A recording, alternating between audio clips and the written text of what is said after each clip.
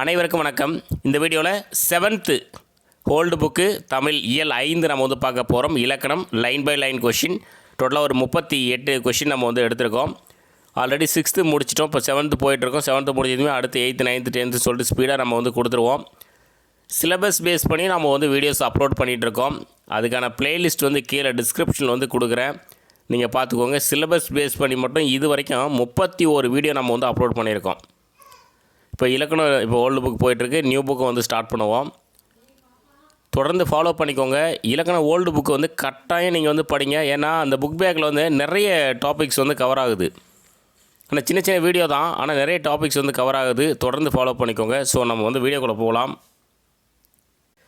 அறுவகை பெயர்ச்சொற்கள். First question பாருங்கள்.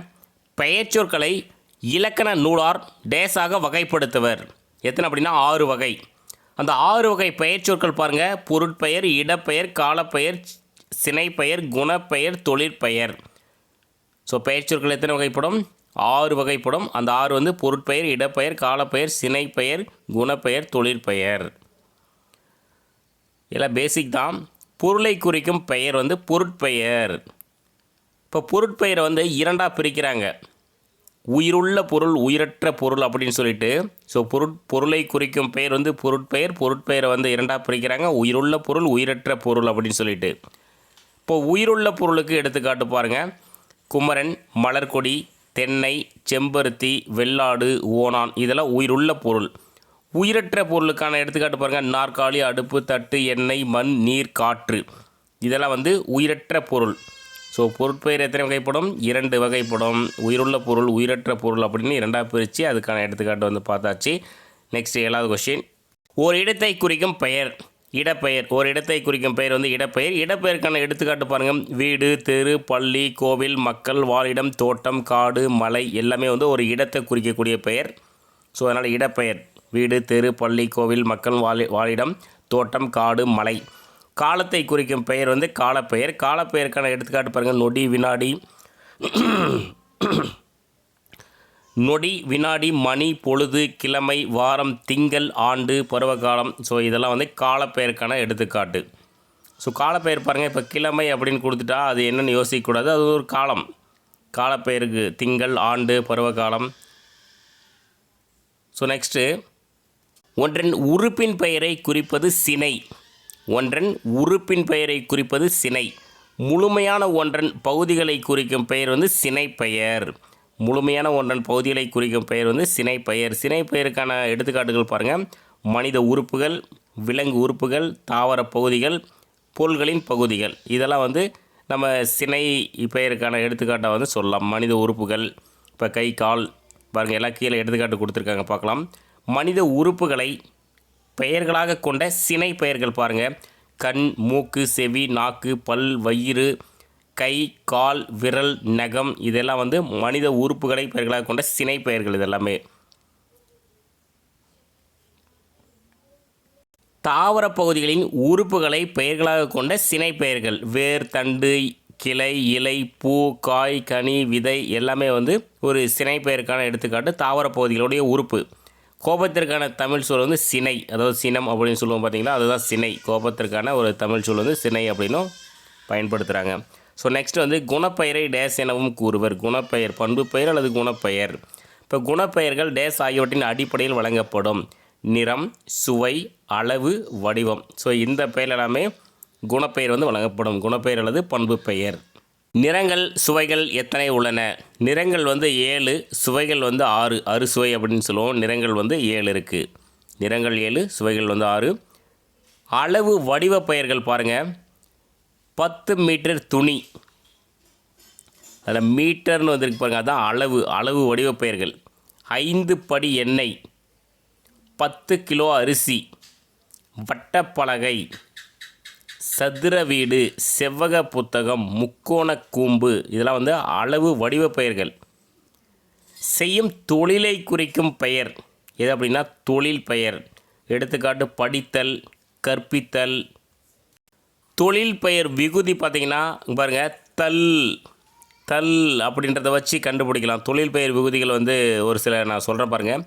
தல், அல், ஹம், ஐ, கை, வை, கு, பூ, ஊ இதெல்லாம் வந்து தொழில் பெயர் விகுதிகள்.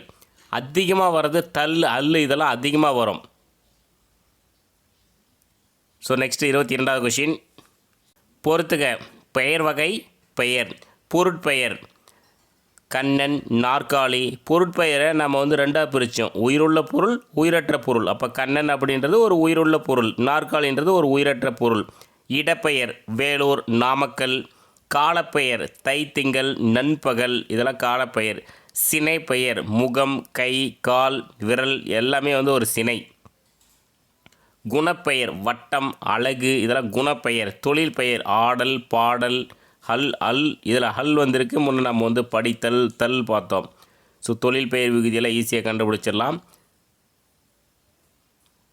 நெக்ஸ்ட் மாதிரி வினாக்கள். கோடிட்ட இடத்தை நிரப்புக. மதுரை என்பது டேஸ் பெயர். மதுரை அப்படின்றது ஒரு இடம், இடப்பெயர். மதுரை என்பது ஒரு இடப்பெயர். பூங்கொடி பூ பறிக்கிறாள். இத்தொடரில் உள்ள பூ என்பது என்னது? பூ என்றது ஒரு சினை, சினை பெயர். பூங்கொடி பூ பறிக்கிறாள். இத்தொடரில் உள்ள பூ என்பது வந்து சினை பெயர். சதுரம் என்பது டேஸ் பெயர். சதுரம் என்பது குணப்பெயர் அல்லது பண்பு பெயர். ஸோ நெக்ஸ்ட்டு நேர் இணை சொற்கள், எதிர் இணை சொற்கள்.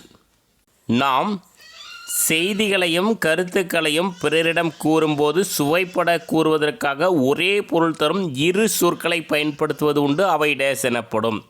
அதான் வந்து நேர் இணை சொற்கள். நேர் இணை சொற்களுக்கு எடுத்துக்காட்டு பாருங்கள். கண்ணும் கருத்தும், பேரும் புகழும், ஈடு இணையற்ற, குற்றங்குறை, தங்கு தடையின்றி இதெல்லாம் வந்து நேர் இணை சொற்கள். கண்ணும் கருத்தும், பேரும் புகழும், ஈடு இணையற்ற, குற்றங்குறை, தங்கு தடையின்றி. நேர் இணை சொற்களுக்கு எடுத்துக்காட்டு தருக பாருங்க. காவேரி கண்ணும் கருத்துமாக படிப்பாள். காவேரி கண்ணும் கருத்துமாக படிப்பாள். வளவனின் தந்தை பேரும் புகழும் மிக்கவர். வளவனின் தந்தை பேரும் புகழும் மிக்கவர். ஸோ நெக்ஸ்ட் பாருங்க. எதிரான கருத்தை கூறும் பொழுது எதிர்பொருள் தரும் சொற்களை பயன்படுத்துதல் எதிர் இணை சொற்கள். ஸ்பெல்லிங் மிஸ்டேக் இருக்குது. எதிர் இணை சொற்கள். எதிரான கருத்தை கூறும்போது எதிர்பொருள் தரும் சொற்களை பயன்படுத்துதல் வந்து எதிர் இணை சொற்கள்.